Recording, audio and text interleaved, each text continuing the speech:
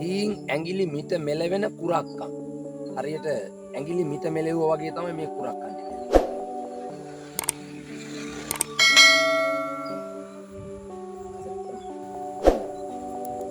මේ තියෙන මේ වගාව අතර සරුවට වැඩුණු තන පඳුර. මේ තන කරලක් තමයි මේ තියෙන්නේ.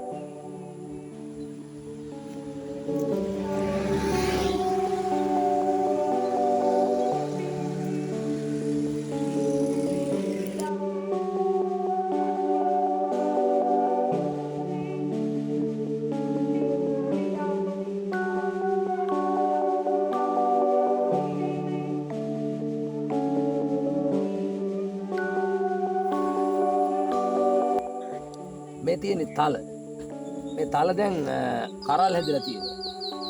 මල් පිපුණු තල ගහේ දැන් මේ කරල් හැදිලා තියෙනවා. ඊට පස්සේ මේක පැහුනහම මේ ගහ මුළුමනින්ම කපලා මිටිය බැඳිනවා. මිටිය බැඳලා දිග දණ්ඩීමක් බැඳලා ගස් දෙකකට මේ හරස් අතට මෙහෙම ගොඩ ගන්නවා. ගොඩ ගහපු මේ තල හොඳට වේලුනහම මේ වගේ කට ඇරෙනවා. මේ කරල කට ඇරෙනවා. කට ඇරුණාම ඊට පස්සේ මිටිය පිටින් අරගෙන මාගලකට හලනවා. පොඩ්ඩක් තට්ටුවක් දානකොට මේ සේරම වැටෙනවා. එහෙම තමයි තල ඇස්සන් එක් රැස් කරන්නේ. ඊට පස්සේ තල කොටලා ඊට පස්සේ අපිට පරිභෝජනයට අවශ්‍ය ආකාරයට ඒ ටික සකස් කරනවා. හේන් වල ඉස්සර පුරුද්දක් තියෙනවා හේන වටේට තල ගහන. හේතුව තමයි මේකේ තියෙන මේ බූව අලින්ට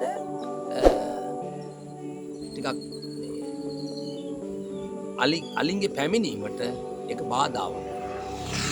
හේන වටේට තල ඉස්සහම මේ වගේ තියෙන මේ බූව සහ මේ කටු ගතිය උට අර උගේ හොඬේට පොඩි සංවේදී බවක් දෙනවා. ඒක නිසා අලි ඒම වළක්වා ගැනීම සඳහා හේන වටේට තල ඉහෙන එකත් සාමාන්‍ය සම්ප්‍රදායක් තමයි හේන් ගොවියන්.